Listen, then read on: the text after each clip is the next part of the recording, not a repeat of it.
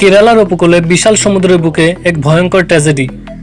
আগুনে জ্বলতে থাকা একটি কন্টেইনার জাহাজ, মাঝ সমুদ্রে বিস্ফোরণ, ধোঁয়ায় আচ্ছন্ন আকাশ এবং সময়ের সঙ্গে পাল্লা দিয়ে চলা ভারতীয় নৌবাহিনী ও কোস্টগার্ডের রুদ্ধশ্বাস উদ্ধার অভিযান।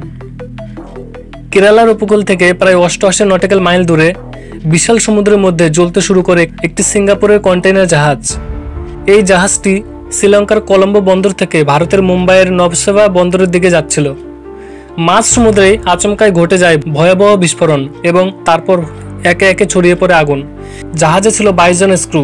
10 থেকে 15টি কন্টেইনার সাগরে পড়ে যায়। জাহাজটি বাঁদিকে 10 থেকে 15 ডিগ্রি হেলে পড়ে। ভয়াবহ আগুন ছড়িয়ে পড়ে জাহাজের মাঝ বরাবর। জাহাজে আগুন লাগার সঙ্গে সঙ্গে ভারতীয় কোস্টগার্ড এবং নৌবাহিনী তৎপর হয়ে ওঠে। 2টি ডর্নিয়ার বিমান আকাশপথে পাঠানো হয় এবং পলিউশন রেসপন্স স্পেশাল ভেসেল পাঠানো হয়। আইএনএস সুরাত নামে 18 জন স্ক্রুকে বন্দরে নামানো হয়, কিন্তু বাকি 4 জন নিখোঁজ।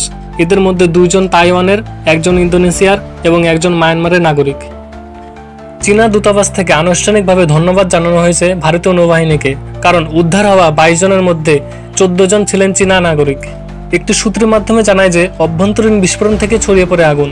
জাহাজের মাঝ বরাবর দ্রুত আগুন ছড়িয়ে পড়ে প্রায় 10 থেকে 15টি কন্টেইনার সাগরে পড়ে যায়।